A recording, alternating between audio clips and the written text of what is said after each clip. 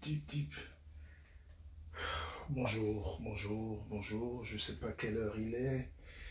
7 heures moins quelque chose, 6h30. On n'a pas le temps. On n'a pas le temps à perdre. La vie va trop vite. The vivas is going through vitas. Donc, bonjour, bienvenue. Installez-vous. Ceux qui ne vont pas savoir se servir de cet instrument demain vont disparaître.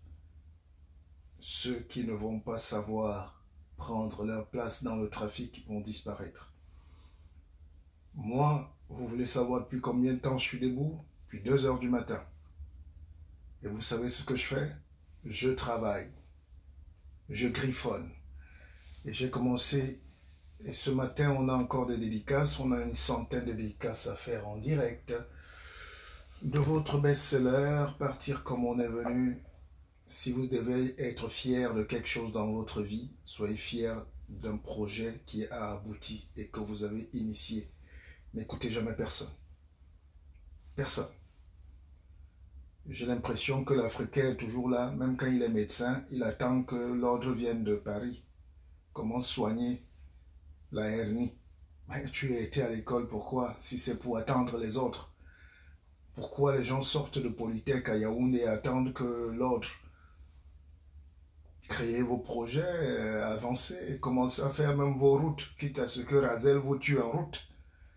Hein? Le noir attend toujours, même dans les entreprises, quand vous prenez un jeune nègre formé ou pas, il est là, il attend. Patron, je fais encore comment? Non. Ici, dans un milieu qui court, quand on vous met déjà dans une usine, la seule fois où vous voyez votre chef d'usine, c'est quand on vous recrute, votre premier jour de boulot. Vous entrez, il vous dit, vous, tête de cochon, carton, terminé. Il ne va plus jamais venir vous parler, sauf quand vous êtes viré ou quand vous partez et vous rentrez à l'université. Donc, il faut prendre vos responsabilités, chers frères et sœurs, il faut prendre vos responsabilités. Je ne suis pas un alarmiste, moi je ne me plains pas, mais j'ai une mission. J'ai fait un direct à 4 heures du matin, tout le monde dormait, mais aux États-Unis, ils travaillaient. Et je suis revenu ce matin, j'ai dit à 6 heures, je refais un direct. J'ai des dédicaces à faire et il faut que je le fasse. Mon jeune frère Didier Tembe, il est en Allemagne, ingénieur. Voilà, les gars prennent, ça part. Mais parce qu'il faut qu'on travaille. Il faut qu'on travaille. Et en direct, il faut que les gens commandent leurs livres sur place. Et en dédicace, et ça part. On travaille. Le noir va chercher le travail chez les gens qui ont créé le travail. On lui dit lui-même de créer le travail, il oublie qu'il est source de travail. Chacun doit être son travail. Chacun doit être son travail, quelles que soient les conditions, la dureté, les souffrances, les déchirures, les blessures, les trahisons. Nous sommes trahis parfois même dans nos propres couples, dans nos familles, dans notre cellule personnelle, par des amis, des frères, des gens proches. Mais il ne faut pas s'arrêter, les gars. Moi, j'ai compris un truc. Le poids de la vie, il faut l'enlever. On le jette. On le jette. On avance. À chaque fois que quelque chose veut te toucher, tu fais ça, tu continues. Ma pochette. Mais même si la pochette commence à trop peser, je la jette, je continue. Il faut continuer, les gars. La vie, c'est là-bas. Nous, notre vie, c'est en arrière. Et on veut arriver quand même. Voilà un continent qui marche en arrière. La jeunesse a 20 ans. On est 80%, mais on n'est pas dans les élections. On ne gagne pas. On ne dit rien. On va à l'avenue Kennedy. On porte le pouce-pouce. Les petits postes qu'il y a là, c'est entre eux. On remplace. Hein? Parfois, chez nous, on remplace à Tangana, Tchamapan, Tchamatangana. Et puis, ça bouge comme ça. Ça bouge comme ça. Et quand les gens se plaignent, on découvre qu'il y a un problème. Et c'est le problème que vous avez créé. Vous avez créé de l'injustice. Mais il faut faire sa révolution. Mais on n'apprend pas un peuple à faire la révolution. C'est chacun qui supprend comment la douleur pénètre son pied. Il dit, on ne coupe pas mon pied. Si vous laissez qu'on vous ampute d'une jambe, on va finir par amputer la deuxième jambe. Le but de la vie, c'est que personne ne doit vous amputer de rien du tout. Personne ne doit vous empêcher de réaliser vos rêves. Je reçois beaucoup de messages. J'ai fait un direct hier. C'est vrai que j'ai attrapé un peu froid, mais il faut parfois affronter le froid. Le froid n'est pas un obstacle. Les gens se lèvent ici à moins 5 degrés pour aller travailler. Nous, on a le soleil toute l'année, on se plaint. On ne veut pas. Les gens m'ont dit oui, mais et comme beaucoup de gens s'inscrivent dans Akeva, on me dit oui, mais Akeva, c'est quoi? C'est une secte? Ben oui, c'est une secte. Je vous le dis, c'est une secte, il faut donc fuir. Ben, la question que moi je peux vous poser, c'est qu'est-ce qui n'est pas secte? Partout où les gens se regroupent pour avancer ensemble, ça devient une secte. Une secte est une religion. Et religion vient du mot latin religare, relier les gens entre eux. Et maintenant, pourquoi les gens se relient entre eux? Parce qu'ils veulent créer de la chaleur, de l'énergie. Et quand on est relié entre nous, on devient une force spirituelle, une force de convergence des idées, une force de pensée, une force de réveil, une force d'éveil. La franc-maçonnerie est une secte. Mais qu'est-ce qu'on met là-dedans? C'est le bien.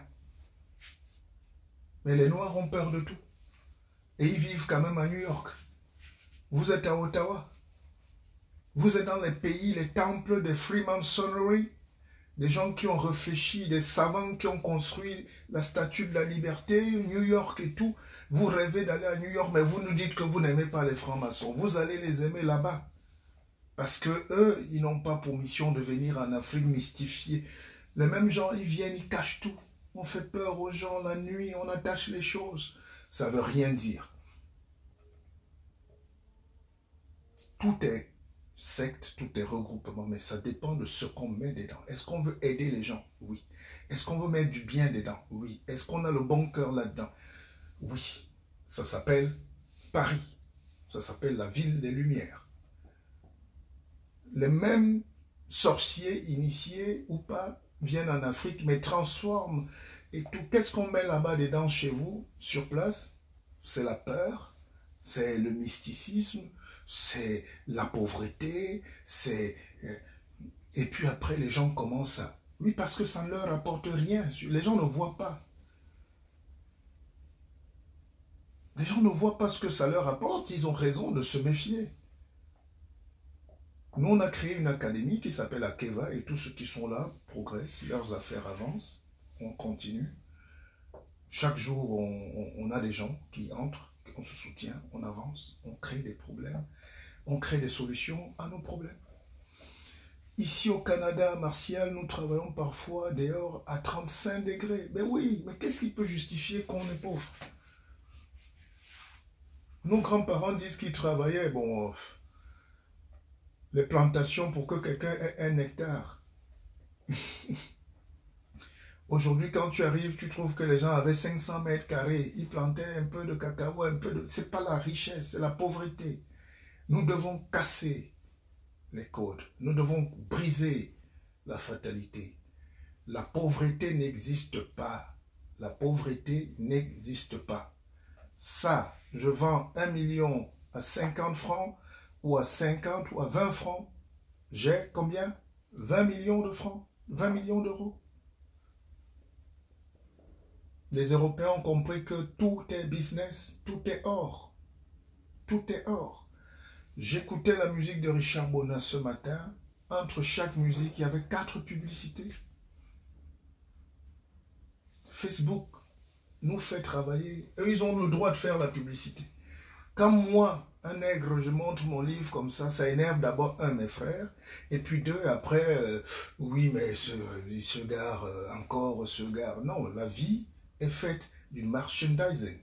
Qu'est-ce que vous proposez au monde? Rien, nothing. Et Kofi Annan disait, even united, you are nothing. Divided, I can imagine. Même unis, nous ne sommes rien. Divisés encore entre nord-ouest, sud-ouest, south-ouest, tout ça là, on est mort. Ok, hein? Donc ce matin, on va faire un petit exercice de spiritualité. Je vais vous expliquer 2 ou 3 trucs, mais on va parler de la vie. Posez vos questions. Enjaillez-vous, comme on dit. Enjaillez-vous. Hier, j'ai dit que quand on arrivait ici, nos parents avaient... Ouais, j'ai retrouvé un vieux passeport de mon père, mon vieux père. Alors, Samuel Bissot qui est né en 47. Vous voyez?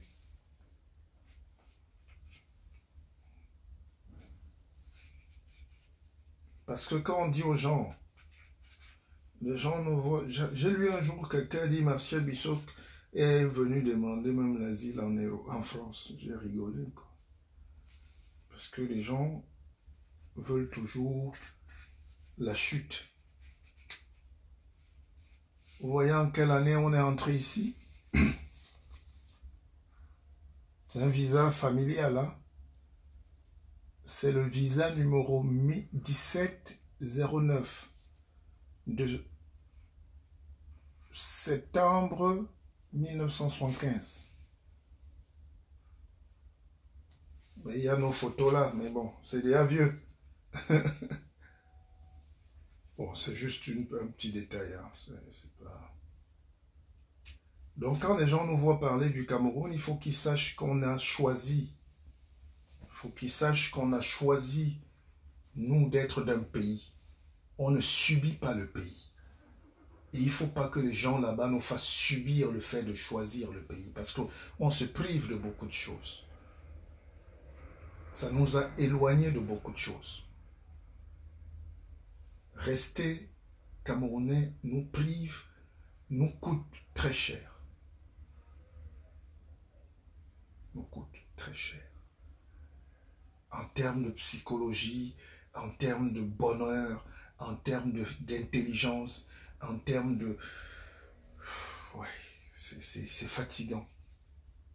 C'est pour ça que si on commence à parler politique, politicienne tout le temps sans éduquer les gens, sans changer la mentalité, sans leur donner les armes pour comprendre la vie, on va tourner autour du pot. C'est pour ça que tous les hommes politiques en ce moment, je peux vous garantir qu'il y a une petite escroquerie sur la personne et sur le business. Parce que vous dites aux gens, oui, révolution, mais vous n'avez pas formé les gens à aller faire la révolution. Et conséquence, 400 personnes se retrouvent en prison. Parce que le système en face n'est pas bien étudié, les gens ne sont pas outillés à la bagarre, les gens ne comprennent pas. Est-ce que la première notion de la révolution, c'est pas de la faire soi-même, c'est pas de comprendre, c'est pas de s'armer, c'est pas de réfléchir, c'est pas de cultiver son mindset, c'est pas d'ouvrir l'intelligence. Regardez comment on court là, on fait du bruit, ça jacasse, les partis se créent, les bandes, les groupuscules, les marches partout, c'est tellement, it's too much. Ce n'est plus de la révolution, c'est de la caco-révolution, cacophonie. Tout doit être maîtrisé dans un timing précis, dans un silence absolu, dans un déroulé scientifique, dans la chirurgie de l'esprit.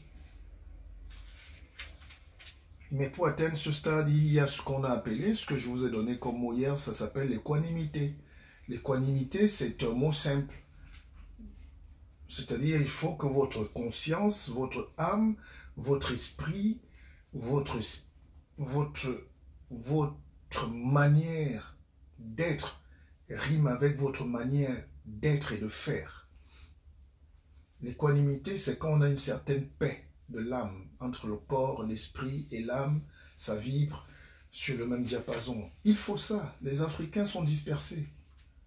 Pendant qu'on danse là, les fesses bougent ici, on boit aussi là, on veut gagner aussi là, on veut, il faut que Paul Biya parte, mais il faut gagner un marché. Non, j'ai mon immeuble, non, j'ai mon terrain, oh, moi, mes enfants sont là-bas. Non, ici c'est, je mène un combat, et un combat pour la vie. Même si je perds mes plumes, les autres partent. Vous savez, quand les gilets jaunes marchent en France, les gens qui sont le plus énervés, c'est les Noirs, c'est les Africains. Vous ne devez pas. Les gilets jaunes marchent pour vous. Voici un pays qui est une puissance mondiale, qui peut faire ce qu'elle veut, elle bombarde, elle arrache le pétrole, elle arrache les choses des faibles dehors. Mais sur place, il y a des combats. Ce pays a été bâti sur le combat. Un pays, c'est le combat perpétuel. Il n'y a jamais de paix. Un pays, c'est la guerre permanente. Et la paix, c'est le temps d'accalmie entre deux guerres. Parce qu'elle va reprendre la guerre. Et c'est dans la guerre qu'on obtient, dans la mort, la douleur, les progrès. C'est la guerre qui permet de créer les armes aujourd'hui. Le GPS, les avions, les bombardiers, les satellites. S'il n'y avait pas la guerre, c'est le côté humain qui nous amène à nous réveiller, à nous surpasser. Et même le corps humain fonctionne comme ça. Quand vous êtes en danger, quand on signale au rouge permanent, votre corps commence à se réveiller. Tu dis, moi, jamais. Enfin, il y a des gens faibles, ils tombent, ils chutent. Et c'est là où vous vous réveillez, vous dites, moi, jamais je vais casser ça. Je vais avancer, je vais passer cet examen. On ne va pas me rapatrier. Moi, j'aurai mes papiers. Moi, j'aurai mon diplôme. Moi, j'aurai ceci. C'est quand tu es en danger, il faut se sentir en guerre. L'état de guerre est un état de veille. Et Sun Tzu explique ça dans l'art de la guerre.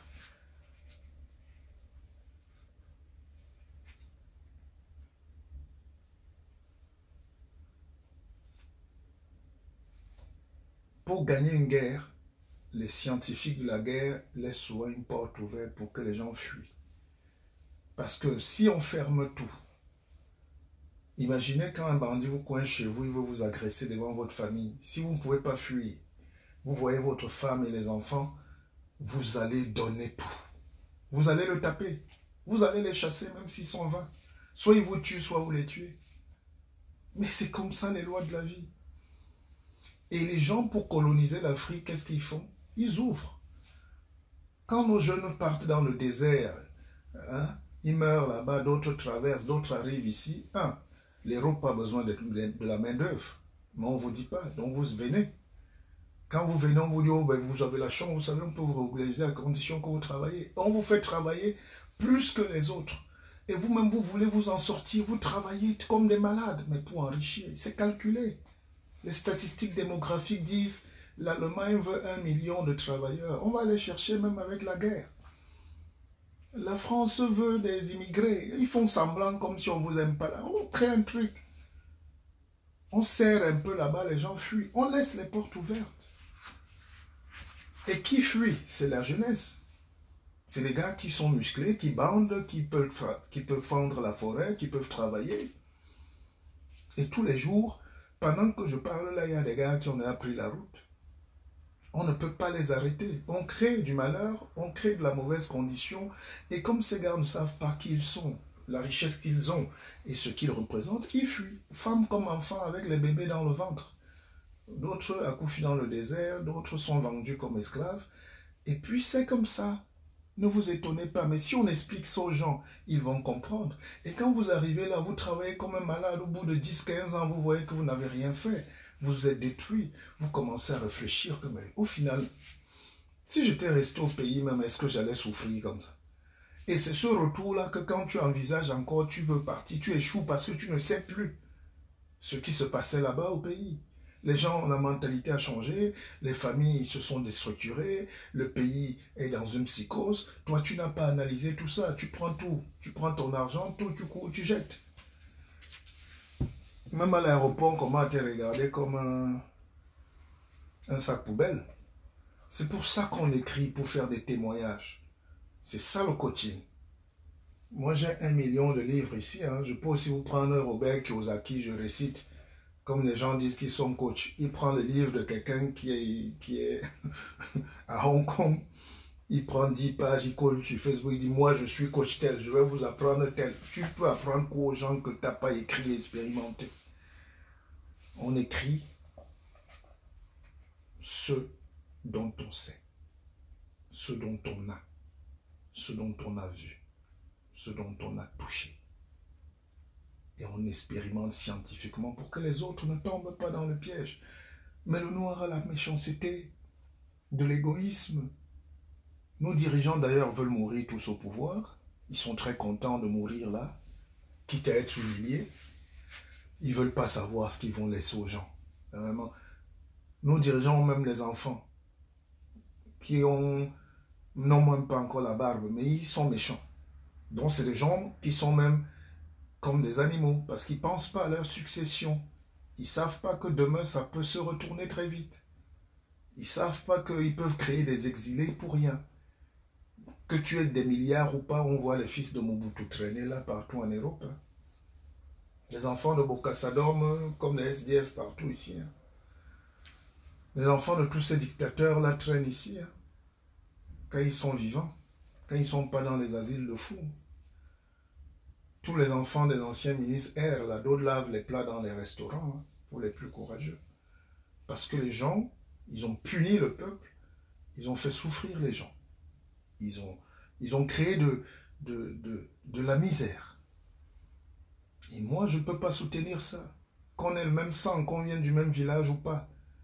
Je ne suis pas relié à quelqu'un par le village. Parce que c'est une aire géographique. Je suis relié aux gens par la spiritualité, la manière de penser, la positivité et l'humanisme. Voilà des valeurs. Bon, on fait une première pause. Le direct, le matin, moi, le nombre de vues ne m'intéresse pas. Je ne veux même pas que les gens partagent. On n'a pas envie de ça. C'est un chantage inutile. Tu fais ton speech, tu continues. Une chose est sûre, quand c'est bien fait, ça fait le tour du monde. Et les gens sont cachés, d'autres ne veulent pas voir, d'autres regardent en cachette, d'autres ne disent pas merci. C'est pas grave. Nous, on fait ce qu'on a à faire et on avance. On avance.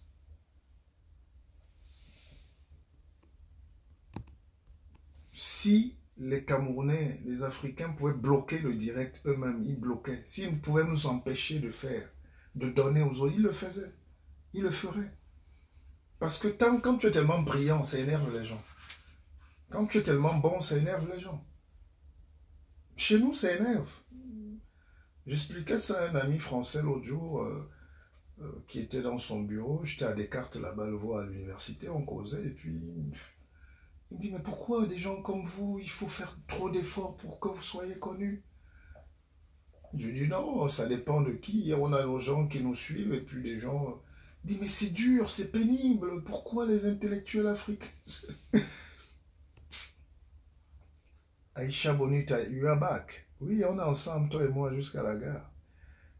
Judith Njepel dit, je comprends le choix de garder la nationalité camerounaise. La couleur du passeport détermine son attachement.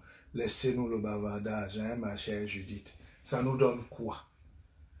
Mais pour vivre dans un pays, je vais vous le dire clairement, il faut s'intégrer. Ça, c'est les idées que nous, on avait il y a 10, 15, 20 ans et ça nous paye. On paye aujourd'hui. Si vous n'avez pas la nationalité d'un pays, vous ne serez jamais traité comme un homme de ce pays. Vous n'aurez pas vos entreprises florissantes, vous n'aurez pas les facilités. Le monde est en train de durcir de plus en plus. Donc, les gens doivent avoir les nationalités des pays là où ils s'installent, sans perdre l'attachement avec le pays. C'est pour ça qu'il faut régler ces faux problèmes de la pauvreté, de la double nationalité. Le passeport camerounais ne t'amène même pas dans 3 pays dans le monde. Il faut des visas, il faut des visas. Et quand tu vas demander le passeport, tu fais 6 mois. Les affaires passent. Aujourd'hui, on t'appelle aux États-Unis, tu veux partir, il faut encore aller t'aligner. Le visa, il faut que le passeport... Non, non, c'est fatigant. Les pays pauvres doivent disparaître. Donc chaque pays doit se battre pour être un pays moderne, où tu peux télécharger même ton passeport à la maison, le refaire sans te déplacer. Vous savez combien on paye pour faire un passeport camerounais? Combien on paye pour prendre un visa? Même si on payait, c'était facile. C'est que tu t'alignes, les gars bavardent, les filles rongent les ongles, les gens se grattent les parties génitales, les gens touchent les oreilles, les gens fiasquent devant toi. Mais on vit ça dans les consulats, les ambassades, c'est une catastrophe. Et quand les enfants là vont aller casser l'ambassade, on va les juger. Mais il y a un problème. Il faut moderniser ces choses. Vous avez des ambassadeurs qui sont là depuis 20 ans. Ils sont vieux. Ils ne sont pas modernes. Rien n'est moderne. Rien n'est moderne chez nous. Et quand les gens ont le sentiment qu'ils sont méprisés, ils peuvent tout casser. Et ça, j'aime pas ça. Je veux pas qu'on arrive là. Moi-même, je serai coach avec ton livre. Mais Aïcha, là, tu peux parler, tu peux être coach avec mon livre parce que c'est ton livre. Mon histoire, c'est ton histoire.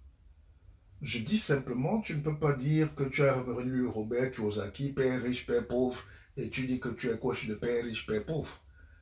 Il n'y a rien là-dedans qui peut, toi, t'amener à changer profondément ton mindset. À part que lui, il est né et puis il voulait être riche, son père lui a dit, ok, je vais te laisser dans une famille riche et chez des hommes riches, et puis tu vas devenir riche, et puis ça va être riche. Mais ça ne veut rien dire. L'histoire d'Obama peut me parler, moi. L'histoire de Thabo Mbeki peut me parler. L'histoire de Mandela peut me parler. L'histoire de Oumyobé, c'est ça le coaching. L'histoire des Mongo Betty, l'histoire des Osende, l'histoire dont les coachs, c'est ceux qui ne savent même pas qu'ils sont coachs pendant qu'ils sont vivants parce que leur action est déjà du coaching. C'est quand ils sont morts qu'on commence à célébrer leur parcours et c'est ce parcours exceptionnel qu'on commence à appeler un parcours de vie. C'est ça le CV. Les Européens nous ont dit qu'on est riche, oui, la richesse, ça veut dire accumuler l'argent, l'argent, l'argent. Mais une fois qu'on a l'argent, qu'est-ce qu'on fait? Qu'est-ce qu'on fait?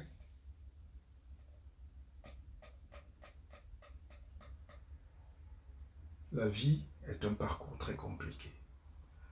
Les pièges à désactiver. Ces livres-là ne nous donnent aucun truc. C'est comme les gens, quand vous sortez d'une séance là, de coaching, parce que j'en fais, mais moi je suis différent parce que j'ai une autre approche. J'ai écrit une autre manière de coacher. Mais quand on sort des soirées de récitation, tout le monde dit po po po oura, viva bébé oura, bébé oura. Mais dès que ça finit, tu sors de là, oura, t'as donné quoi? Le gars a pris votre argent, il est parti, et puis toi tu as dit oura, pipi pipi oura, et puis oh,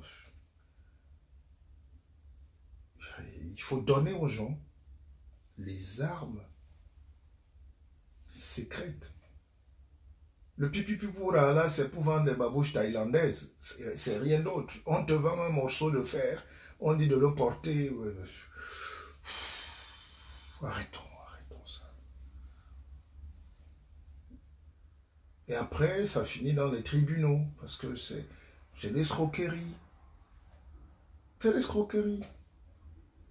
Il faut avoir le courage de dénoncer ces choses en Afrique. On n'a pas le temps. On n'a pas le temps à perdre aujourd'hui. Et les gens, là, s'enrichissent. Ils appellent ça MLN ou MML ou MM quoi. Mais en réalité, si on organise ça bien, on peut faire un marketing de réseau avec des produits concrets. Si je te dis, prends mon livre, c'est mon livre.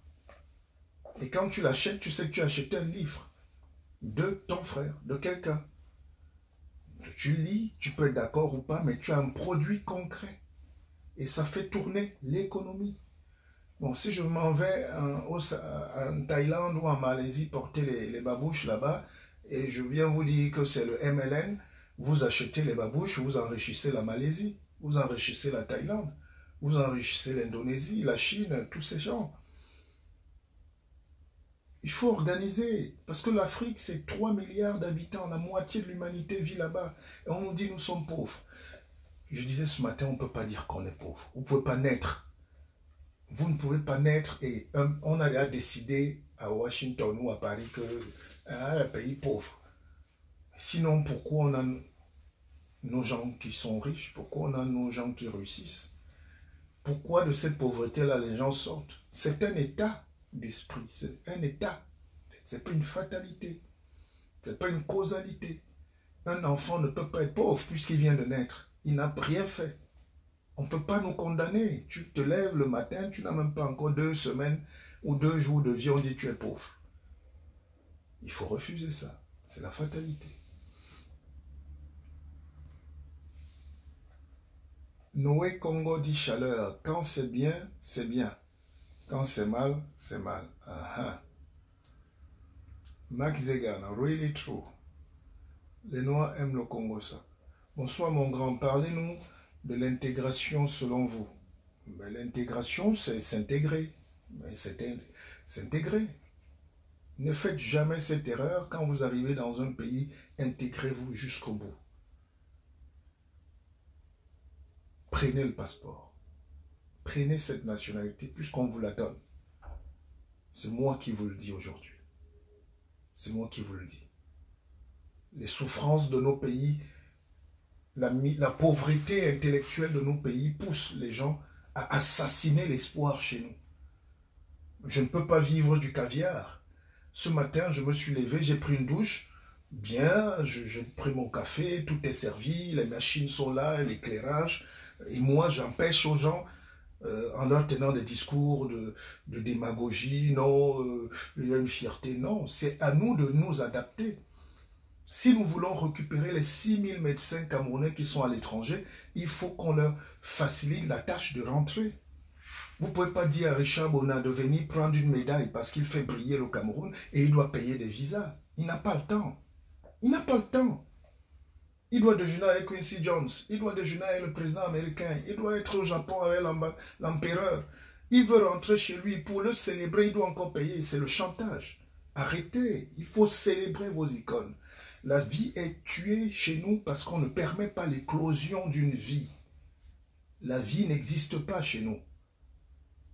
Il faut avoir peur de dire un mot de trop. Il faut avoir peur de blesser le président qui est là au pouvoir depuis qu'on est né. Il ne faut rien dire. Ces petits puissants croient qu'ils sont puissants parce qu'ils vous volent. 1. Ils captent votre énergie. 2. Ils captent votre argent. 3. Ils brisent vos destins. Donc il y a une refondation du Cameroun à faire. C'est pour ça que nous devons... Ce livre-ci peut parler à tout le monde. Le président peut le lire. Il doit partir comme il est venu. Tu entres au palais là, tu pars comme tu es venu. Tu entres à la fonction, tu quittes. Tu laisses aussi. Il n'y aura pas de mort d'homme. Arrêtez de faire peur aux gens. Et Machiavel le disait, pour dominer et écraser un peuple, il faut leur vendre la peur. Il faut inoculer ce venin. C'est quand les gens ont peur qu'ils commencent à douter, qu'ils commencent à se renfermer, qu'ils commencent à... Vous savez que c'est ici maintenant qu'on commence à découvrir les visages des Camerounais, les villages, les noms, et tout ça. Les gens s'embrassent depuis des millénaires. Je suis d'accord, grand prof, sur le sujet du passeport. Oui, bien sûr. Jean-François Ndengo. Mais mon frère, il y a les élections qui approchent au Cameroun. Que dit le guide? Mais justement, je profite pour saluer et présenter rapidement Jean-François Ndengo. Chanon, hein? Chanon, c'est le directeur du Messager. Le Messager, c'est le journal qui a libéré le Cameroun. C'est Pius Ndiaye, c'est une mémoire. C'est pour ça qu'on doit même soutenir ce journal. Si tu peux m'écrire une box, est-ce que vous avez un PayPal où on peut envoyer même 10 €, mon frère? Ça, c'est... J'avais promis ça, mais à l'époque, Jules Ndiaye était plus mon ami. Depuis, il a disparu. Je l'ai trouvé un peu... Voilà. Mais je peux soutenir le journal et nous tous, nous devons envoyer 10 € au Messager. Même une fois par an. Je parle à tous ceux qui me suivent. Après le live, faites tout pour entrer en contact avec Jean-François Ndengo. C'est le directeur du Messager. Mettez même 10 $ là-bas dedans. Parce que c'est la mémoire d'un pays. Ils peuvent fermer à tout moment. Je sais de quoi je parle. Maintenant, pour répondre à ta question, les élections législatives, c'est précipité. Je ne voudrais pas que les gens aillent à ces élections et reviennent pleurer qu'ils ont été volés. Et en voulant voler, ils organisent d'autres marches blanches. Et en faisant d'autres marches blanches, on vient les prendre au carrefour. Et dans le carrefour, on met encore 400 personnes en prison. Et les mêmes causes produisant les mêmes effets, on va encore perdre un an à parler des mêmes choses. Soit on ne part pas à ces élections, soit on laisse les gars là finir. L'arbre doit tomber seul. Je ne peux pas croire à une révolution. La preuve, les maires... Les sous-préfets ont commencé déjà à visser les papiers pour l'obtention, pour la formalisation des dossiers sur place. C'est vrai. Les sous-préfets ont les consignes. On vient de nommer les sous-préfets. Quelqu'un qui a 2 mois de fonction Et ces gars sont extrêmement opportunistes. Ces carrières de l'ENAM, là, c'est les carrières des salopards opportunistes. Ils sont prêts à tuer et à vendre père et mère pour résister au poste. L'administrateur chez nous n'a pas d'âme. Pour son pouvoir, il est prêt. Je connais des administrateurs qui ont vendu leurs enfants. Ces gars-là n'ont aucun sentiment ils n'ont aucun patriotisme. Ils ont un état jacobin qui les nourrit. Ils ont signé un pacte du diable avec la pauvreté de la masse. Et pour qu'ils soient bien sous-préfet, préfet et gouverneur, il faut que les gens soient dominés. Ils ont des fonctions d'écrasement. C'est pour ça qu'il faut d'ailleurs refonder l'ENAM en une école de management, une école économique de guerre, une école de haute stratégie de guerre. On ne parle plus aujourd'hui d'administration. Même ici en France, l'ENA, c'est terminé. On est en train de supprimer toutes ces écoles-là parce que ça perd le temps. Vous pouvez sortir de l'ENAM, vous ne savez même pas comment faire la vidange de votre moteur. Mais vous êtes là de l'ENAM. J'ai vu des sous-préfets parfois, il a un gros 4x4 de 120 millions. Il manque juste un peu d'huile à la station, il met les mains dans les poches. La voiture ne bouge plus. Après, on fait la note à l'État que la voiture est en panne. Il faut un autre véhicule, 120 millions. Et au bout de 2-5 ans, il met la voiture dans le garage. On fait juste la vidange et il la rachète à 500 000 francs. Donc c'est du vol. C'est une parenthèse. Je connais comment fonctionne la préfectorale. Je suis issu de l'administration. Voilà les choses qui tuent le pays. Et ces gars-là qu'on vient de nommer, ils ont 30 ans, ils ont 30, 40 ans. Je peux vous dire qu'ils sont pires. C'est les pires ennemis des Camerounais en ce moment. Donc pour moi, il n'y a pas élection au Cameroun. Février, c'est dans 2 mois, là. C'est rien. Le 9, là, c'est à peine. Mais quel parti politique a eu le temps de faire l'état-major? L'élection présidentielle, c'est le corps à corps. Hein. C'est facile. Tu peux te lever là, même un zouzouo, là, on le porte, les gens remplissent le stade. L'élection locale est l'élection la plus dangereuse parce que la plus difficile.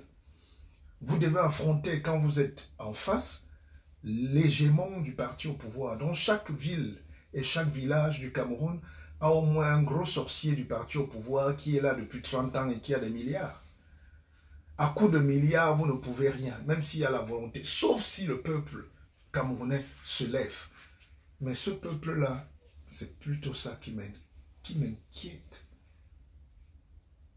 Jean-François Ndengo, j'espère que je suis assez clair. Parce que regardez, si tu vois les partis, pour être concret, tu regardes le MRC là, dans un contexte politique favorable, le MRC peut faire une razzia. Ils vont passer où, Massa? Le code électoral a bougé? Non. Les mêmes lois, non. On peut faire, là, on tourne encore, là, on coupe les lumières, là, on inverse les choses. On fait comme on fait, non? Est-ce que l'État a la volonté de perdre? Ils ne peuvent pas. Si l'État perd ou s'ils se mettent en difficulté, là, c'est le départ du président. La majorité à l'Assemblée va basculer, les lois vont passer, et puis impeachment, tout ce que vous voulez. Et on est dans un régime du statu quo, de la douceur. Je vous ai dit ici que Paul Biya, c'est un homme qui n'a jamais pris de risque dans sa vie. Vous avez vu, même quand on dit aller dans une conférence, il vient lire. Un mot, Ibrahim est assis là en face de lui, mais il lui fait le discours. C'est un mot, Ibrahim, c'est comme ça. Ah, c'est passionnant, c'est passionnant. Et les Camerounais qui sont choqués, qui croient que leur président est un dieu, se retrouvent face à la réalité du monde. Vous ne pouvez pas insulter Mo Ibrahim. C'est eux qui détiennent le monde. C'est pour vous dire que c'est la société civile qui gère les pays. La société civile. Mais au Cameroun, elle n'existe plus. Elle n'existe pas. On a cassé la société civile. On a cassé les universitaires. On a cassé ceux qui voulaient porter la parole libre. On te dit, chut, prends la carte du parti. On peut te nommer demain. Mon frère, il y a élection au Cameroun, c'est les conneries, passons à autre chose. Bonjour à vous tous, bonjour. Mais partageons et avançons. Donc, vrai. Bonjour le guide, bonjour Hervé. Zamo de la Renaissance. Grand prof, si je devais vous donner un conseil, ce serait d'avancer avec ceux qui veulent avancer. Un live aussi intéressant. Mais oui, j'avance. Je n'attends pas. Vous attendez qui dans votre vie pour avancer, pour faire vos choses? Si je me lève là demain, je tombe, je vais dire que j'avais quelque chose dans... Quand je dis souvent que chez nous, quand quelqu'un meurt, surtout s'il était important, tout ce qu'on dit dans les deuils, c'est l'homme qui est couché là avait trop de choses dans le ventre. Mais pourquoi tu es là avec tes choses dans le ventre, mon frère? Il faut les donner. Il faut les donner. Un live aussi intéressant, moins de vues. Non, laisse les choses des vues là. C'est les choses des enfants, dit. Les gens qui courent après. On a tous envie d'être vus, ça c'est vrai. Mais on laisse ça. Pas important. Je ne me lève pas le matin pour dire je veux les vues. Ça, c'est la magie que je vous donne. Et comme vous êtes égoïste, chacun préfère garder la magie pour lui.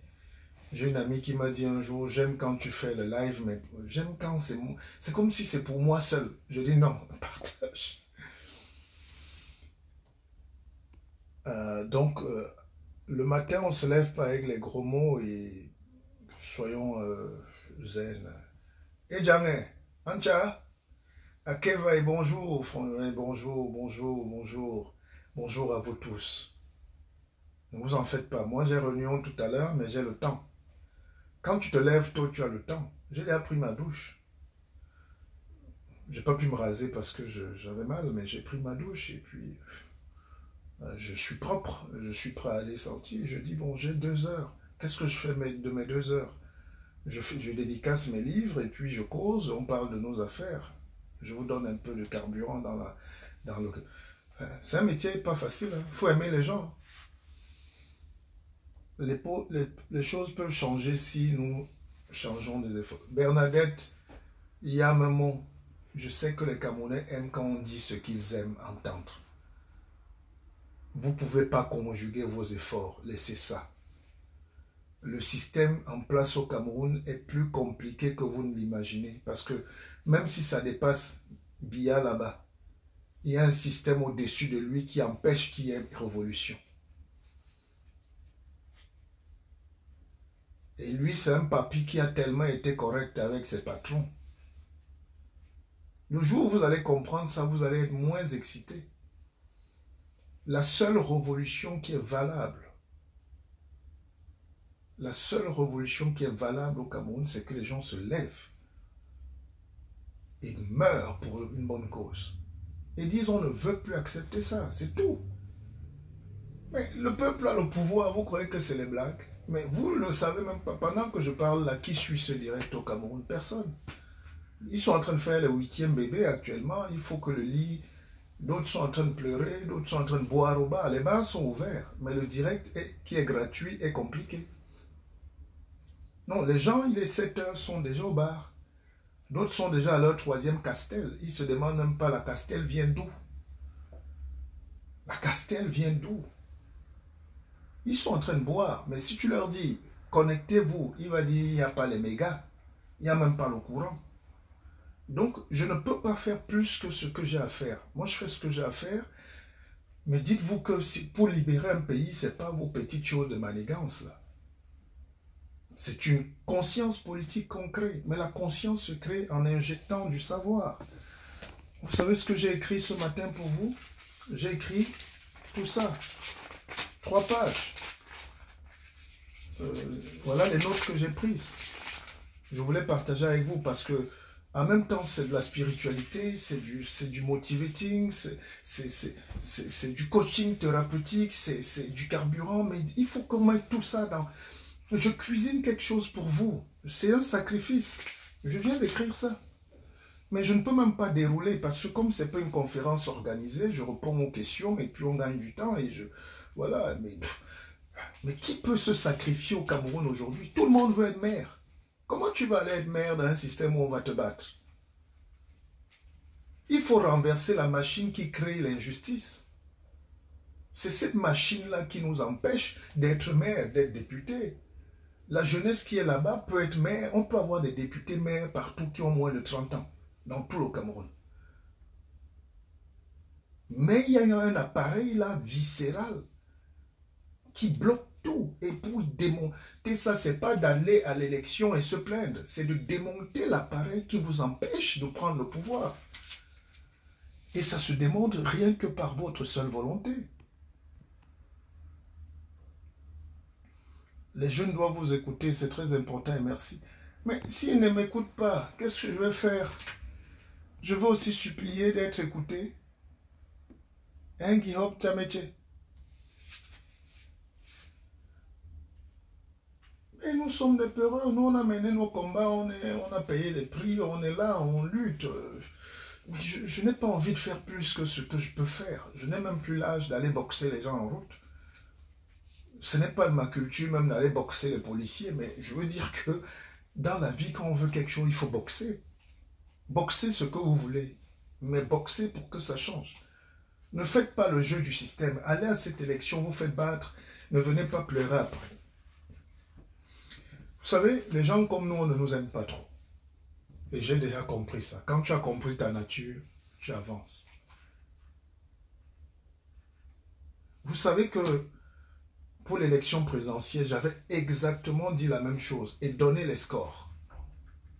Les gens ont dit, oh, tu es jaloux, mais sa politique ne m'apporte plus rien dans ce sens. Parce que ça amène plutôt les divisions. Quand tu dis la vérité aux gens, tu les énerves. Donc, au lieu d'avoir des ennemis, moi, je choisis de dire aux gens ce que c'est que la hauteur, la grandeur, réaliser sa vraie nature. Hein? C'est ce que les bouddhistes disent. Il faut réaliser sa vraie nature, savoir qui on est soi-même. Comme ça, on est libéré de ces choses-là. La tête se décharge. On fait sa propre révolution. Et si chacun de nous fait la révolution, si chaque Camerounais devient meilleur dans son domaine et meilleur déjà en soi, vous allez voir qu'aucun dictateur ne va faire un an là. Vous allez voir que personne ne va vous menacer, personne ne va nous voler. Mais c'est parce qu'on est médiocre et on cultive la médiocrité. La médiocrité a le lit. Le lit de la médiocrité, c'est la dictature. Le lit de la médiocrité, c'est la pauvreté. Le lit de la médiocrité, c'est le vol, c'est l'économie à terre, c'est la souffrance, c'est le viol des enfants, c'est la vente des organes, c'est l'hôpital qui n'a pas de quinine. C'est ça. Quand vous faites la médiocrité, vous êtes surpris. Qu'est-ce qu'il y a de positif chez vous pour dire que vous allez espérer avoir la lumière? Martin Joyati, des hommes cons et pétants au comité central. Antia, toi, tu me poses des questions terribles. C'est moi le comité central. Ben, il y a beaucoup de diplômes là-bas, hein, je pense. Hein. Est-ce qu'ils répondent aux besoins des gens? Vous-même, vous aimez les médiocres. Ils viennent dans le village avec les 4x4, vous les suivez, non? Non, arrêtons l'hypocrisie. Faites la révolution, hein, si vous voulez. Mais il n'y a que la révolution qui sauve. Regardez les petits blancs ici. Il fait froid depuis un an. Tous les samedis, ils sont dehors. Ils sont dehors aux Champs-Élysées, ils bloquent tout. On envoie la police et tout. Ils perdent les yeux. La police est violente dans le monde entier. Il n'y a pas de police gentille. C'est un expert en sécurité qui vous parle. On ne forme pas la police pour la gentillesse. C'est pour les médias, c'est pour le bavardage qu'on vous dit que oh, la police. La police, c'est le bras armé de l'État. Et l'État, c'est un monstre. Il doit préserver ses acquis, les avantages. Préserver l'ordre républicain. Bon, après, il y a le niveau de barbarie. Mais même ici en France, j'ai vu des policiers, ils tirent sur l'œil de quelqu'un. Si quelqu'un tire sur mon œil, l'œil c'est une membrane, regarde. Quelqu'un te tire même un caillou là, il te perce l'œil. Donc, ici en France, on tire sur les jeunes là, les gens perdent les yeux, ils perdent les pieds, ils perdent, mais tous les jours ils sont là. L'autre a même perdu un œil, il est revenu, on a percé l'autre. J'ai vu un en direct, il n'a plus les yeux. Il dit que c'est pour les gilets jaunes, c'est pour un combat. C'est pour un combat, c'est sa vie, il faut aller jusqu'au bout. Regardez les Oumiobe, ils avaient 20 ans, ils sont morts pour nous. Oh, l'égoïsme aujourd'hui du saucisson. L'égoïsme du saucisson, pain, beurre et sardines et tout ça. Nous, on ne veut rien faire, on ne veut pas lutter. On ne veut pas bagarrer. On se dit, nous, ça va, nous, c'est bon. D'ailleurs, même on est un peu patriote parce qu'il ne faut pas que les gens nous dérangent. Il ne faut pas que... Et vous voyez la schizophrénie. Il y a des gens qui viennent ici, c'est eux-mêmes qui commencent à insulter le chef de l'État, mais quand on leur donne un petit truc, comment encore à défendre des trucs, on ne comprend pas le noir. Le Camerounais est une école. Hein. Donc le comité central, je n'ai pas envie de parler de ces gens, je ne sais pas. Si c'était bon, les Camerounais allaient savoir. Vous deviez savoir ce qui est bon pour vous. Moi, je ne juge plus. Je vous regarde. Moi, j'ai dit, vous avez les élections le 9 février. Je m'exprimerai plus en termes d'homme politique dans le cadre de mes nouvelles orientations politiques. Mais pour l'instant, je parle de la vie. C'est aussi très important pour moi. L'enseignement, la prise de conscience, la vente de mes livres. Parce que je ne vais pas tout répéter là. J'ai écrit ces choses. J'ouvre n'importe quel chapitre.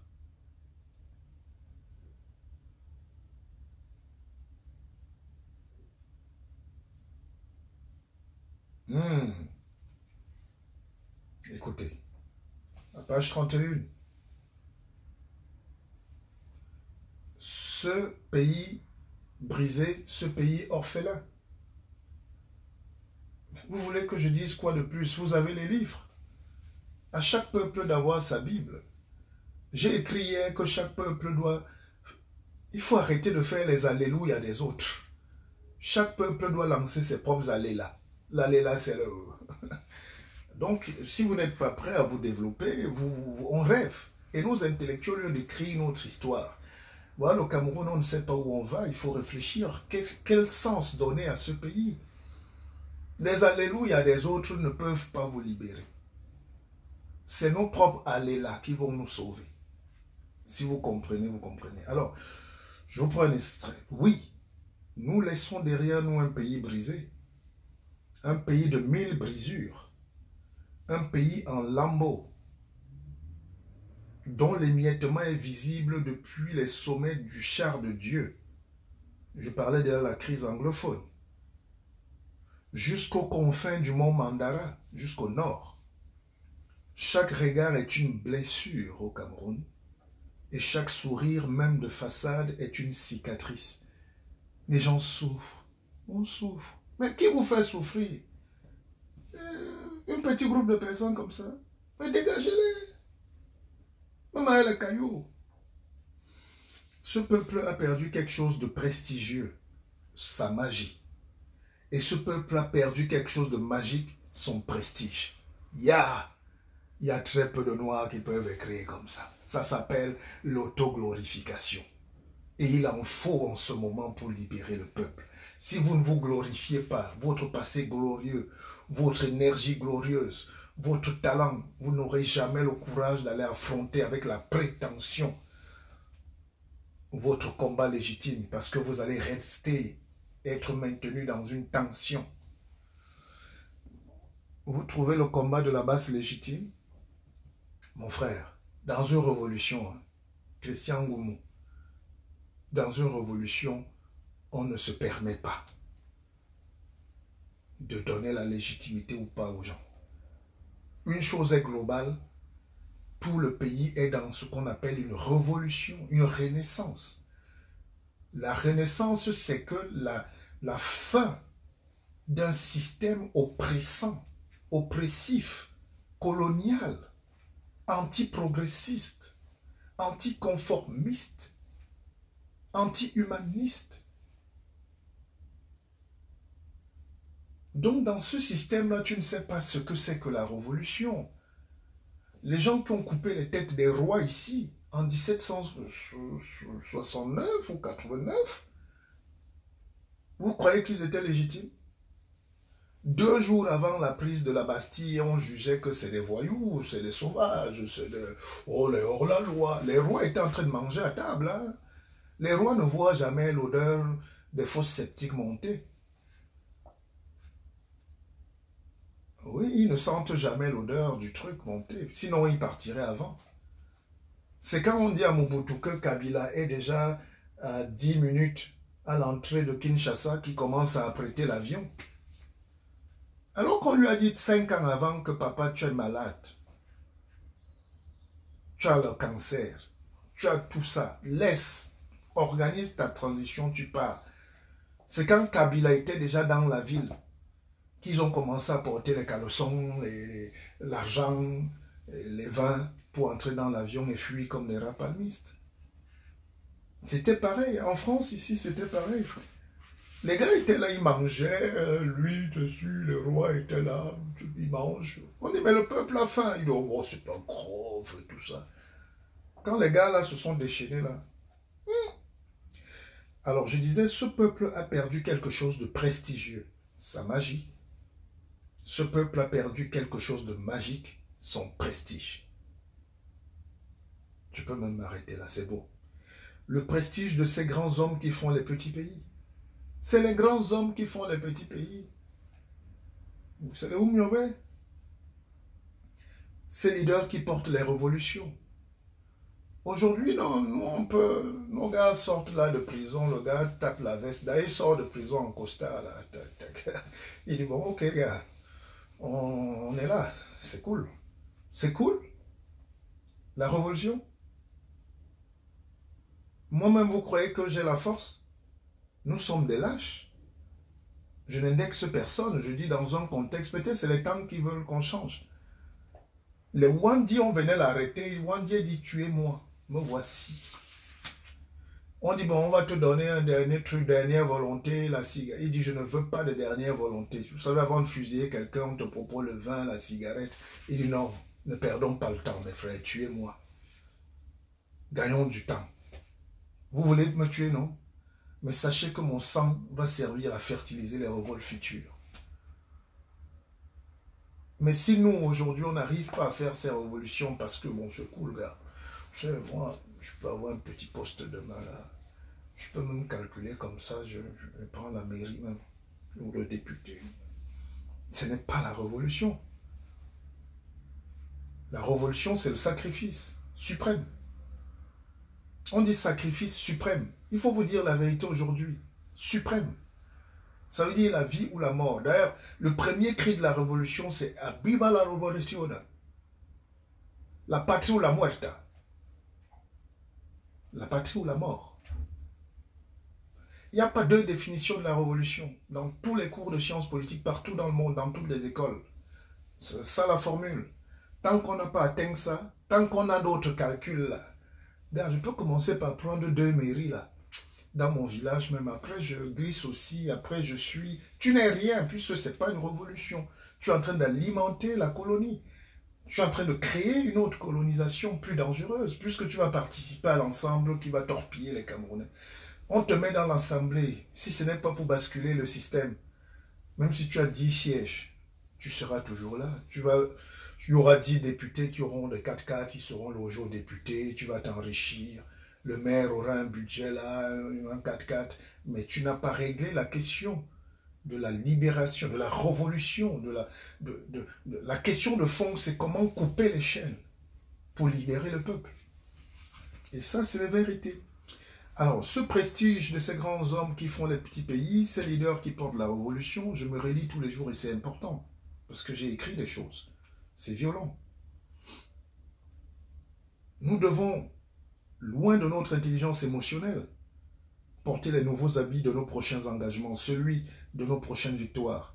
Et on pourrait s'exclamer en levant les mains au ciel comme les pygmées de mon village, « Botiban, Botiban, Botiban ».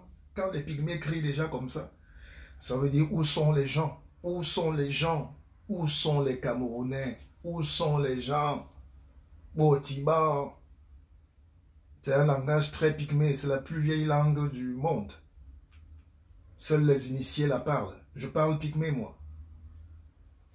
Justement, au moment où nous cherchons des nouvelles routes, de nouvelles pistes, dans un pays qui n'en compte même pas, oui, où sont les guides, les phares, les lanternes, pour reconstruire, pour atteindre le rivage à l'horizon depuis cette barque qui tangue, secouée par les flots de notre océan tumultueux, oui. C'est quand la mer est mauvaise que les vrais capitaines tiennent le gouvernail. Oui.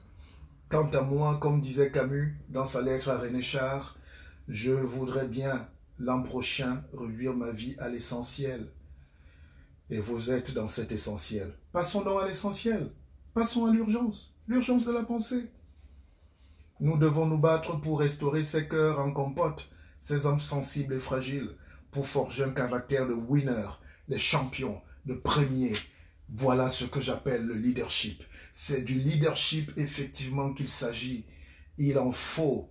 Il faut un peuple qui ne renonce à rien, qui n'abdique jamais, et ni face à la mauvaise foi de la communauté internationale, ni face aux crimes économiques du FMI, poussant toujours les plus faibles à serrer la ceinture jusqu'à l'étranglement, exactement comme si en période d'une soif provoquée, on vous donne un verre d'eau et on vous serre la gorge. Oui, ces programmes d'ajustement structurel sont bien calibrés. Calibrés. C'est une goutte d'eau dans la mer. Ils ne servent rien à rien. La dépendance doit être maintenue et permanente. C'est le principe même du revolving. Quand ça finit, ça recommence. Qui n'a pas ce livre? Qui n'a pas ce livre? Écrivez-moi une box. Arrêtez de faire les malins. Vous voyez? Alors, à qui va le guide? À qui va ma foi? Vous savez, on a très mal, hein? Et je dis, ça ne sert à rien de tromper les gens. Alors, Christian Goumou me dit, le guide, vous ne pensez pas que les combats, c'est sur le terrain, y compris vous? Qu'est-ce que tu appelles le terrain, mon frère? Qu'est-ce que tu appelles le terrain? Il y a quel terrain au Cameroun? Donc, je suis au ciel là maintenant. Vous avez tous les mêmes formules. Tu as acheté le livre? Non, c'est une révolution. La révolution, avant d'arriver sur le terrain, c'est une révolution stratifiée, stratégique, avec des stratagèmes. C'est une révolution scientifique. Pas que le sang coule forcément, parce que c'est nous qui perdons. C'est le pays qui perd. Arrêtez votre président, tuez-le, vous perdez. Arrêtez le peuple, tuez-le, vous perdez. Donc les gens intelligents évitent ces choses-là. On fait une confrontation scientifique pour qu'on bascule vers autre chose. Le Cameroun est à une étape de basculement. Il faut qu'on bascule vers quelque chose de nouveau. Et qu'on ait la chance de donner à nos enfants de l'espoir pour demain. Moi, j'ai encore quoi là-bas, mon frère? J'ai quoi là-bas? C'est vrai que j'ai des investissements, des centaines de millions, j'ai mes plantations, mais j'ai quoi là-bas pour mourir? La petite force que j'ai là, c'est que je vois aussi mes enfants grandir. Marilyn Liard dit à Keva veut dire merci en Kribi. En Kribi veut dire quoi? Vous voyez une Camerounaise qui parle de son pays. Kribi, c'est quoi? Ça veut dire quoi? Le nom Kribi vient déjà d'un nom d'un petit pygmée qu'on avait créé. Il était Kiridi. Ça veut rien dire. En Kribi, c'est pas une langue, ça. Il n'y a rien que l'esprit n'aime que la paix.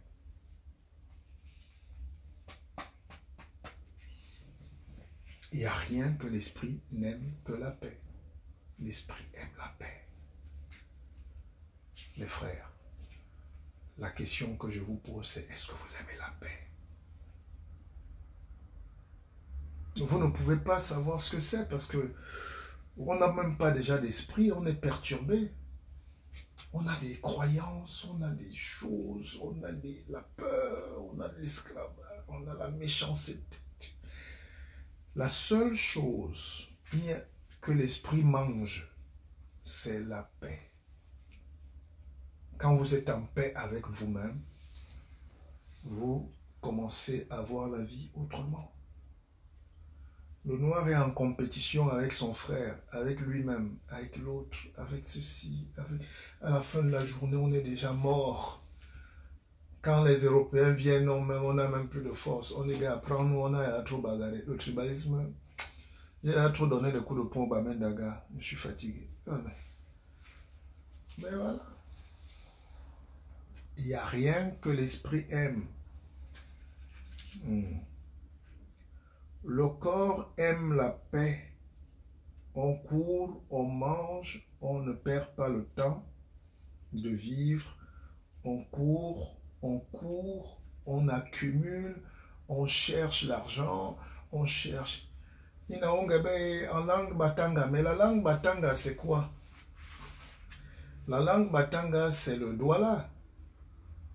La langue batanga c'est le banoko, c'est le bapuku, c'est le balondo, c'est parler jusqu'à Manfé. De Campo à Manfé, c'est la même langue, jusqu'à Douala, tout ça. Il faut connaître. C'est même des histoires. C'est pour ça que je dis, pour réparer le Cameroun, il faut arrêter ces divisions. Un Batanga est un Douala. 100%. Un Douala est un Batanga. Un Douala est un Bakweri. Un Bakweri est un Bakosi. Toutes les langues du Cameroun doivent être même regroupées dans un seul seau. Parce que chaque village touche l'autre village. Chaque langue touche l'autre langue. Hein? Je m'explique là tout le temps. Tout le temps. Mais il faut le faire parce qu'on n'a pas dit la vérité aux gens. Le Bakoko, c'est les tonnes. Les tonnes et le Manguissa. Le Bakoko, c'est le Manguissa. De Dibombari jusqu'à... Le Bakoko, c'est le Boulou. Mais plus le Manguissa, plus les tonnes. Et ces gens sont collés dans le Nyon Ekele, dans le centre. Oui. Les Étones et les Bakoko et les Bassa vivent. Il y a des coins comme au Télé au Cameroun, Ngumu, Nkenglikok chez Rigobert Song. Les gens ne le savent pas, mais Rigobert Song a des parents et Wondo. Chez lui, on parle Wondo, on parle Bakoko, on parle Bassa, on parle Étone. Le Cameroun est mixé comme ça. C'est incroyable de ramener ces choses. Il faut une histoire collective à reconstruire. Je suis une petite fille de Boambay, les deux églises. Mais oui, toi tu es justement, là où tu es né à Boambay, c'est là où l'église, les Blancs sont entrés les premiers chez vous. Au Cameroun, c'est à Boambay qu'on a construit la première église. Vers Ekula Diko, je ne sais plus quoi, Nanganjango, tout ça. Mais on a une histoire passionnante. Une histoire qui ne permet pas qu'on se regarde comme des étrangers. Une histoire terriblement riche. Terriblement. Les Pongo et les Fong à Sangmelima, c'est la même langue, c'est le même peuple. Un de mes grands-parents, Simon P.A. Babampeke, c'est lui qui a évangélisé tout le Grand Nord. Les Moundang parlent comme le Bassa. Les Mousgoum parlent un Bassa dur. Les Bapa parlent les tonnes, mais ils sont au nord. Et il faut reconnaître toute l'histoire du Cameroun, il faut la réécrire. Il faut enlever les livres qu'on vous a appris, les livres que les gens ont écrits pour vous. Plus c'est l'étranger, le premier truc qui arrive, c'est de chercher les différences entre les gens. Et il faut effacer ces différences pour aller vers le développement. Il faut plutôt chercher ce qui nous unit. Moi, j'ai pris ce matin à 4 heures. Vous savez, quand vous parlez à 4 heures, vous n'avez pas les mêmes vibrations spirituelles qu'à 6 heures, en plein jour. Vous savez que la vie humaine est organisée comme la nature. Il faut regarder la nature. Regardez comment une ruche d'abeilles fonctionne. Il y a la reine-mère. Son rôle, c'est de veiller à ce que les abeilles soient belles, pour que les mâles viennent faire des beaux enfants. Champignon, tu es de Balevin, mais le Balevin lui-même, c'est Verchamp. Mais Balevin et Baleine, vous êtes en guerre pour les questions de chefferie, non? J'ai dormi à la chefferie Balevin, j'ai dormi à la chefferie Baleine, et toute la nuit, il y avait des problèmes de chefferie, parce que les Balevins sont dominés par les Baleines. Et ça crée des guerres terribles entre les frères. Mais il faut connaître. Je suis de Mbanga, mais tu es de Mbanga, ça ne veut rien dire. En Mbanga, il y a les ballons, il y a les bamileke, oui, il y a les bafans, il faut les nommer. Bamileke, c'est générique. En Mbanga, il y a tout le monde. C'est sawa, mais c'est mixé. Tous les enfants de Mbanga ont deux parents, comme la Piro de Mbanga. Les Baganté, les Bafang, il y a même beaucoup de Wondo dans le Mongo parce qu'ils étaient venus travailler dans les plantations, à la CDC et à la Socapalme, en Kappa et tout ça, d'un Kappa jusqu'à Souza, la PHP, on a fait venir au moins 3000 travailleurs de Yaoundé dans les années 60. Et ils sont là, leurs petits-enfants. Il y a un village étonne entre Souza et Nkapa. Ça, vous le savez. Et puis là, en Banga, il y a les Balondo, il y a les Bakaka, il y a les Mbo, tout ça. Et puis tout le monde est mélangé. Non, on n'a pas ces choses. Alors, je disais que dans la vie humaine, il faut qu'on regarde comment les abeilles fonctionnent, comment les animaux vivent. Il y a les ouvrières, leur travail toute leur vie, c'est de nettoyer la ruche. Il y a les butineuses, celles qui vont prendre le nectar dans les fleurs et venir pour faire le miel. Voilà, les Ewondo du Mongo sont en Campina. Mais ils sont là. J'ai des familles là-bas. Les gens, c'est qu'on est malhonnête aujourd'hui. On veut effacer l'histoire pour dire que chacun est divisé, comme ça nous sert en politique. Vous savez que les gens comme Grégoire Ona n'ont jamais vécu chez eux. Grégoire Ona n'a jamais pratiquement vécu en Balmayo, en Kouabe. C'est un gars de Japoma, chez Roger Mila. Donc Grégoire Ona est un Bakoko. Sa maison est à Japoma. Le chez lui, sa racine. C'est de là qu'il part, il rencontre les Zongang et tout, et on fait de lui un jeune député. On efface même le nom d'Albert Zongang. On met Grégoire Ona à Douala. Donc c'est de Douala qu'il part pour rentrer à Yaoundé. Aujourd'hui, quand ces gens tiennent des discours, ils disent « nous, les gens du centre », ça me fait rire, alors qu'il est du Japoma. Et Japoma, c'est mon village. Mais je n'y suis pas parce que je n'ai même pas un mètre de terre là-bas. Japoma, c'est chez Roger Mila. Là où on a fait le stade de Japoma, c'est le chez moi. Mais comment je vais aller encore là-bas dire que ça c'est le chez moi, quitter ici, je ne veux pas de ce stade. Alors que je suis bien à Paris, j'ai une maison en Suisse, non, il faut être grand pour accepter que la vie c'est pour les autres, la vie c'est le développement. Bon, les Ewondo, il n'y a pas que les Ewondo en Campina. Limbe est fait de quoi? C'est pas les Bassa? C'est pas les Étones?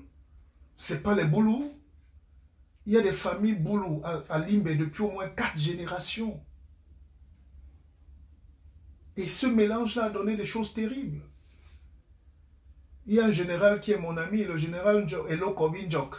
Elokobi, c'est un nom Douala Njok, c'est un nom Bassa, mais il est de Limbe. Mais quand vous arrivez alors à l'ouest, c'est encore plus mélangé. Je vous ai expliqué l'autre jour que les Bapa sont... Le Mont Bapa, c'est à Fumban. Mais on les a chassés, ils se sont retrouvés vers Balevin là-bas et tout. Et ils croient qu'ils sont de là. Non, les Bapa ont fui la guerre parce qu'ils ont été tapés.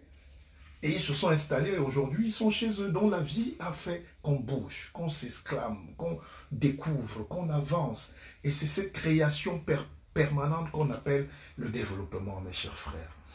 Si un homme politique a encore la force de nous ramener à ces choses-là parce qu'il veut un poste de maire, de député ou d'être président, moi, ce pays-là, Alors, je disais qu'on court tous, on jette les forces, on se bat. Personne ne veut simplifier sa vie. Personne ne veut simplifier son cœur. Personne ne veut simplifier son âme. Personne ne veut vivre décemment et dans la quiétude. Les Africains aiment le cancer. Ils aiment la bagarre. Je dis souvent que chaque Africain se lève et dit qui est mon ennemi même aujourd'hui. Il ouvre son téléphone et toi, tu es mon ennemi, on ne se parle plus. Mais tu ne me parles pas, tu perds. Parce que si on se parle, on peut faire le commerce, on peut faire les affaires. Ibrahim Nda, bonjour grand frère, bonjour mon cher petit frère Ibrahim Nda. J'espère que tu as commencé à lire le livre et que tu aimes. Il faut qu'on débatte. Alors, simplifiez vos vies, hein, les frères. Je vous expliquais hier que la maison du pauvre est toujours surchargée. La maison du pauvre, il y a toujours un vieux matelas, les réchauds, les caleçons percés, les sacs. Les souris aiment les endroits comme ça parce qu'elles ont percé, elles ont creusé, elles sont entrées là-bas dans la cuisine. Il y a les vieilles tôles. Il y a, même en Europe, hein, je ne parle pas que du Cameroun. Quand vous entrez dans la maison des pauvres ici, surtout nos frères et sœurs là, les sachets, les plastiques emballés, les vieilles poubelles, les habits, de tout ça là, c'est ça. Les tapis, il y a au moins 10 tapis partout, ça garde les microbes, tout. Tout le monde n'aime pas passer l'aspirateur tous les matins, mais on accumule les odeurs, la pauvreté. Et comme on vit, c'est aussi comme ça qu'on accumule dans le corps toute notre pauvreté. On marche avec tous nos problèmes. Mon oncle ne m'aime pas, ma soeur, je vais me venger, et puis on n'arrive pas à nous libérer. Il faut simplifier la vie. S'il y a un truc à retenir ce matin dans mon direct, c'est comment simplifier la vie. Vivez simplement les gars, n'ayez pas de problème, soyez cool. Ah, Ibrahim Da, non, c'est pas vrai, tu as fini ce bouquin? Non. Oh là là. Et il dit un vrai régal. Oh. Dis donc, il y a les lecteurs ici. Hein. J'ai une amie qui est en Italie qui a lu ce livre en une soirée. Elle m'a épaté. Vous voyez donc la magie? Toi, tu travailles des mois, tu souffres, on souffre à cause de les néos. Et puis quelqu'un, lui, il a le livre, il fait seulement ça. C'est bon, c'est bon, c'est bon. C'est la magie, non, mon frère? Ibrahim Da, c'est beau, non? Alors, dis-nous ce que tu as retenu. C'est vrai qu'aujourd'hui, on ne peut plus prendre les lives. Je te dis que Facebook, c'est terrible. Hein? On ne peut plus prendre les directs, Ils ont tout fermé. Hein? Je vous dis, on va payer Facebook bientôt pour se connecter. Je vous dis. Dis-moi ce que tu as retenu, principalement du livre. Je t'ai dit un mot-clé et tout. J'en ai besoin. Ça s'appelle une note de lecture. Je veux que tu me dises un seul mot, une seule phrase thématique, parce que ça va m'aider, comme j'ai des conférences. Maëva Pissansi. Bonjour le guide. Bonjour Maëva, ça va? Mali Pissansi. Alors je disais qu'il faut simplifier la vie. Alors Guihop Tchametche dit, est-ce possible de l'avoir au Cameroun, vos livres? Ben, écrivez-moi une box, mais ça va vous faire des frais. Et puis, ouais, il faut. Quand on veut, on peut. Hein. J'ai des livres ici qui m'ont pris 600 €. Chacun sait ce qu'il veut dans la vie. 600 €, c'est un téléphone. Hein. Les nouveaux iPhones là coûtent 1200 €. Et les jeunes achètent ça. Hein? Tu passes là aux Champs-Élysées, tu vois les noirs, les jeunes filles là. Même au Cameroun, les filles ont des nouveaux les iPhones avec 3 yeux là. C'est 800 000. Moi, parfois, j'ai mis cette somme pour acheter un livre. Je ne me plains pas, c'est ma culture. Et après, ne dites pas, mais ce gars-là, c'est un génie. Non, c'est le travail qui développe le génie. Quand vous regardez les concerts de Richard Bona aujourd'hui, vous ne pouvez pas savoir que son idole, c'est Manulo. Et Manulo joue sur les casiers au Périph' Nord depuis 30 ans. La guitare est là, sa bière est là, il joue. Mais lui n'a pas rêvé, il ne rêve plus. Il joue là au Périph' Nord, ici à Paris. 30 ans, c'est une icône. Mais Bona avait d'autres rêves. Pourtant, c'est son maître. C'est son maître. Donc, il faut développer ses talents. Il faut avancer dans la vie. Si tu t'arrêtes là, tu tombes, tu meurs, les autres passent. Et ne te plains pas que oh, Dieu ne t'aime pas, oh, Dieu ne dort, oh, Dieu a fait que... Oh.